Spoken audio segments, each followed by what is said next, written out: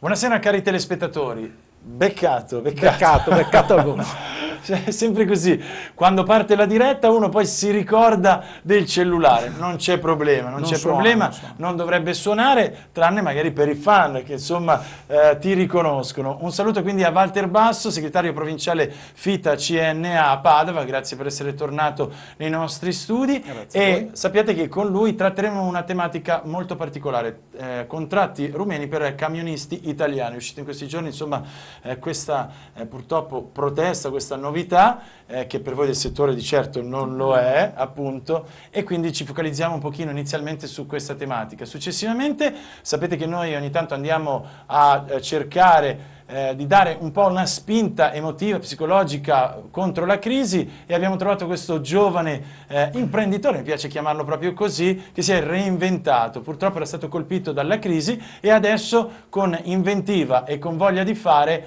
ha uno spunto nuovo. Bene, allora partiamo subito Walter dalla tematica, quindi spiegaci un pochino, avremo delle telefonate, le vostre sono naturalmente le più importanti, se vi va di dire quindi qualcosa in diretta o domandare, 049 80 777 57. Un saluto a Dennis in regia. Prego Walter, allora, quindi cos'è questa novità per noi cittadini? Esatto, non è una novità, è un modo adottato da alcune imprese di autotrasporto di utilizzare o di mettere in regola, fra virgolette, il proprio dipendente autista. È un modo di inquadrare il rapporto che secondo noi è, diciamo, non propriamente illegittimo.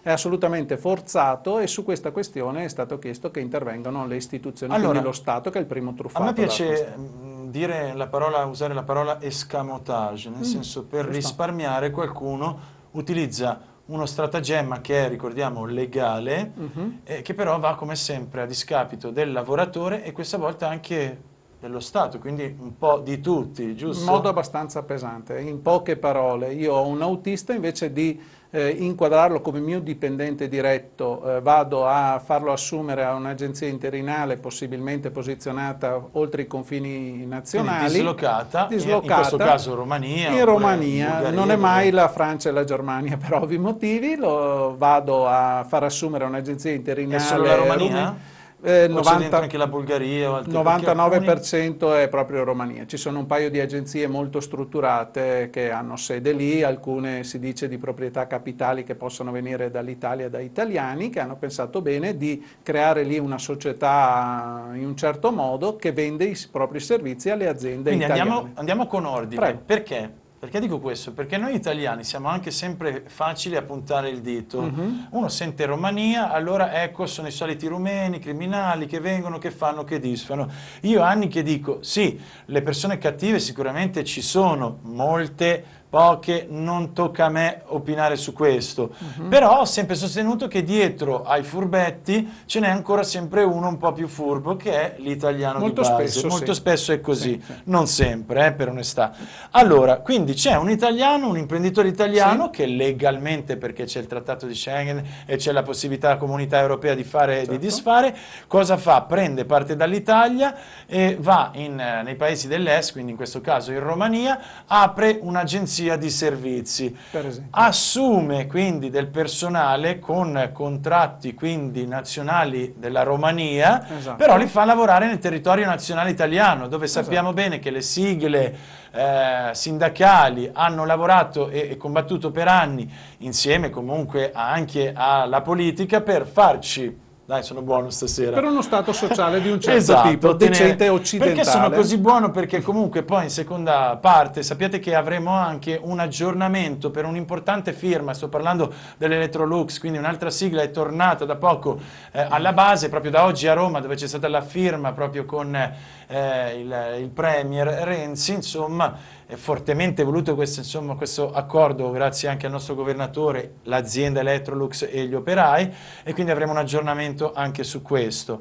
E quindi insomma sono un po' benevolo. Beato te, beato te.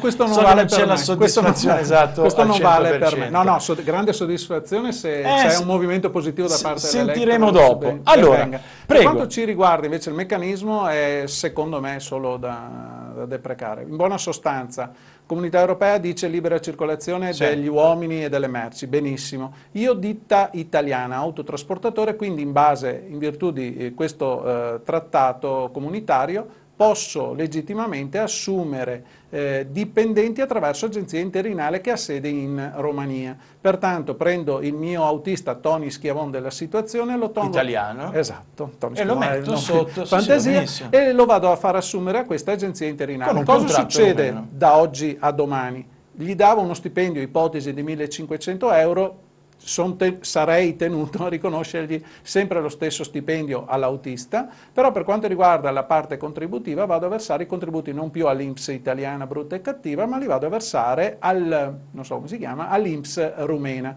Chiaro che passo da contributi, invento sempre una cifra, da 900, 800, 700 euro al mese, passo a una cifra di 300 euro. Allora, io ho qualche cifra. Su 3.000 camionisti del nostro territorio, 1.000 sono bene o male sotto questo tipo di contratto. Dopodiché ho bene o male come base minima, insomma, o massima, da 1.700 a 1.900 per il contratto classico nazionale italiano, invece quello rumeno varia dai 1.200 ai 1.400, quindi più o meno ci sono indicativamente sui 400 euro di scarto. Insomma, questo giochino fa perdere comunque allo Stato e alla fin fine al sociale 1 milione di euro. Allora va bene, i numeri probabilmente non sono proprio perfetti perché gli autotrasportatori padovani, per dare dei numeri che vengono direttamente dall'albo, sono circa 2.400-2.500. Hanno fatto cifra tonda allora, dove sì, su questi circa il 40% sono monoveicolari, quindi non hanno nessun tipo di dipendente, e poi per il resto sarebbe da vedere. Come numero di imprenditori che usufruiscono di questo tipo di, chiamiamolo fra virgolette, servizio, non sono poi così tanti. Perché? Perché per esempio le associazioni categorie, oltre che i sindacati, ma anche noi che diamo consulenza alle imprese di autotrasporto, quindi agli imprenditori, scoraggiamo l'utilizzo di questo strumento, perché è vero quello che dicevi, cioè che è uno strumento che è reso legittimo dalla normativa comunitaria. Però poi si aprono tutta una serie di problematiche che possono ricadere addosso all'azienda. Noi come associazione categoria abbiamo il dovere di dare per principio una consulenza opportuna alle imprese, quindi anche fargli insegnare all'azienda quali sono le strade per ottenere dei risparmi. Se questa è una strada che abbiamo detto fin qua, però non siamo ancora arrivati al dunque, che è una strada legittima per poter ottenere delle economie, perché noi sconsigliamo il nostro associato di seguire questa strada? Perché dal punto di vista morale riteniamo sia una vera e propria porcheria dover portare i nostri contributi, le nostre pensioni, portarle all'estero, non in Romania ma all'estero, e quindi non poterne usufruire noi, riteniamo sia assolutamente una sciocchezza vera e propria. E poi perché l'azienda che usufruisce di questo percorso porta a casa un rischio non di poco conto. Ricapitolando, io come impresa posso usare questo strumento esiste ed è legittimo, è da vedere se io come azienda Walter Basso sono autorizzato ad utilizzare l'agenzia interinale in quanto tale, non tanto italiano-rumena. Io impresa posso usare un'agenzia interinale? La normativa mi pone dei paletti e questi paletti non vengono rispettati quasi mai. Per esempio, ho un limite previsto dalla normativa a poter usare agenzie, il personale somministrato cosiddetto, fino a un limite del 15% fatto 100 il mio personale, solo il 15% può essere utilizzato attraverso l'agenzia interinale, e questo è importante. Quando lo supero già sto sbagliando in qualche modo. Facciamo proprio degli esempi proprio calzanti. Io dico sempre per la Sciura Maria, in realtà è per me. Non sono bravo con la matematica, quindi sto sul 100 che mi riesce più facile. Ho 100 dipendenti, non possono essere tutti e 100. Però nella fattispecie, insomma, se io sono un padroncino, se ho una piccola azienda, tipo ho quei 5 autotrasportatori che lavorano per 5 me, dipendenti. Di questi dipendenti, quando ne ho messo uno, già comincio a essere sopra. Al limite? Sono fuori. Sono fuori. Quindi, perché potrei averne mezzo. Esatto. Allora abbiamo Romano al telefono, che è un autotrasportatore. Un secondo solo, Basso, poi torniamo a fare i conti. Allora, buonasera Romano. Buonasera. Buonasera, grazie per aver accettato insomma, la nostra telefonata. Prego quindi Walter appoggi pure per sentire cosa ci testimonia il nostro autotrasportatore. Innanzitutto le chiedo velocemente che tipo di vita è quella che conduce un autotrasportatore? Sento male. Perché? Dove si trova? Lei non so come aiutarla. Sono in zona Verona, sono in viaggio praticamente. Ho capito, lì dipende un po' dalla linea. Mi sente comunque? Sì, adesso la sento. Perfetto, perché in viaggio magari sono un po' i ponti che... Allora, le chiedevo velocemente un commento innanzitutto su che tipo di vita è, perché uno che non l'ha mai provata magari pensa, vabbè, guida, cos'è che deve fare? E invece sono sicurissimo che è una vitaccia e che è molto dura, sbaglio? Sì, abbastanza ormai. Però so che voi la fate per passione anche. Per passione e anche per vivere, ormai è 30 anni che sono sopra un camion. Allora, noi stiamo parlando dei famosi contratti rumeni, cioè quelli che le agenzie interinali dislocate in Romania utilizzano purtroppo sempre più spesso qui nel nostro paese. Mi può raccontare un pochino quello che sa, quello che vede attraverso insomma anche magari i suoi colleghi? Io quello che vedo, io lavoro principalmente qui al quadrante Europa di Verona. Ultimamente vedo sempre più targhe straniere, autisti stranieri, che spariscono le ditte e le targhe italiane. Quindi, però non è che sono ditte che lavorano dall'Italia per l'estero, lavorano principalmente qui in Italia, perché vivono a sabato e domenica qui i camion. Quindi non penso che sia ditte che fa dall'Italia all'estero e dall'estero all'Italia. Vedo sempre più camion sparire le targhe italiane e rivedo le targhe straniere. Tipo e lei come si è Polonia, spiegato, diciamo, questa moria di targhe italiane? Perché sa, per alcuni settori i nostri ragazzi, diciamo, dice ma perché devo fare questo tipo di vita? Perché devo fare questa continua fatica e non vedere mai la mia famiglia? Sa, noi italiani a volte siamo un po' pigri, parlo delle nuove generazioni. Magari sbaglio, oppure c'è dietro dell'altro secondo lei? Quindi c'è che ormai è un lavoro che per noi italiani diventa duro sopravvivere, ormai non vivere, sopravvivere. Ma grazie a questo tipo di concorrenza sleale quindi? Esatto, perché loro, parlando anche con qualche autista che trovi qua a volte, ti dicono che di là vengono assunti con paghe molto più basse. I costi delle assicurazioni dei camion sono molto più basse, però cosa fanno? Lavorano qua, non è che pagano le tasse qua, lavorano qua, ma la ditta è di là. Ma sono italiani, quindi sono colleghi italiani o stranieri che lei insomma sente lamentare per questo contratto? Sono tutti stranieri che vengono assunti di là con contratti rumeni, per dire, slovacchi, quelli che sono.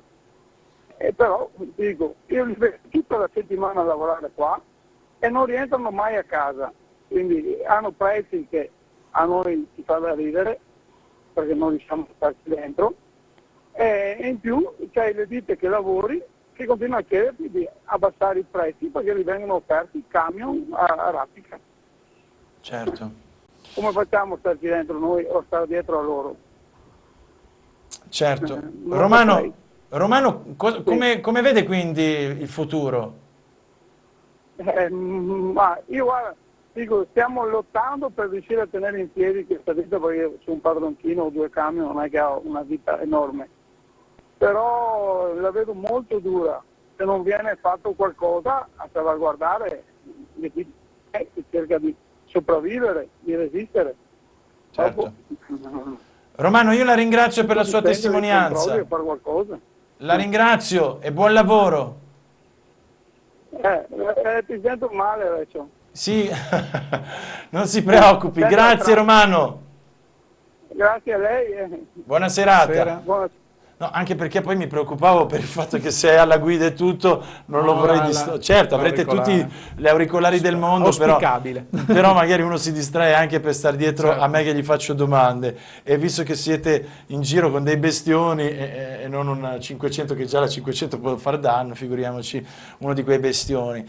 Io però ho sentito un qualcosa di diverso, del tipo... È un altro fenomeno, quello di cui parlava il trasportatore. Quindi proprio lui parlava di una moria per quanto riguarda il settore, e quindi italiano. Sì. E in più, una concorrenza anche che ho magari letto io personalmente del tipo, perché so che ci sono delle normative del tipo tu devi arrivare in Italia, scaricare e tornartene a casa. Invece cosa succede?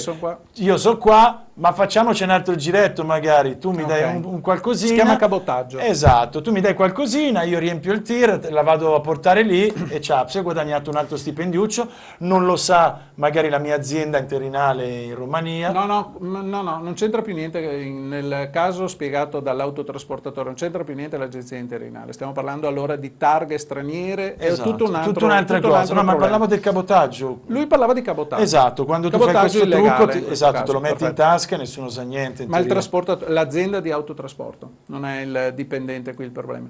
Allora, facciamo un passo indietro, torniamo alla questione della benedetta somministrazione a parte le agenzie straniere. Eravamo arrivati al punto in cui dicevamo l'azienda di autotrasporto rispetta la normativa, non la rispetta quasi mai per quanto riguarda la somministrazione, perché un vincolo è dato dal 15% del personale, quindi se ho 100 dipendenti al massimo 15 possono essere attraverso agenzia interinale, primo vincolo. Secondo vincolo, io utilizzo l'agenzia interinale per far fronte a un picco di lavoro. Riesco io a dimostrare che ho assunto l'autista Pinco Pallo perché avevo un picco di lavoro? In questo settore, in questo momento storico, è abbastanza difficile dimostrare tutto ciò.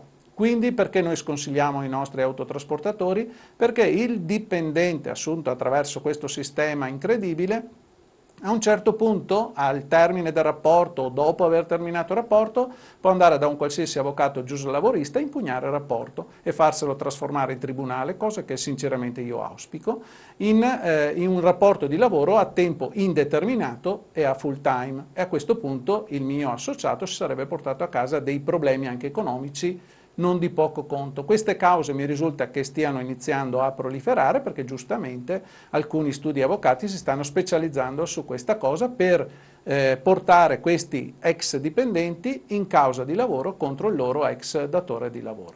Quindi bisogna fare attenzione all'utilizzo troppo spregiudicato di questo strumento, che è legittimo per un certo verso, però può essere impegnato in seconda battuta. Ti ritorna contro. Basso, lancio la pubblicità e torniamo a breve. Se vi va di fare qualche domanda o dire la vostra, 049 80 777 57. A tra poco.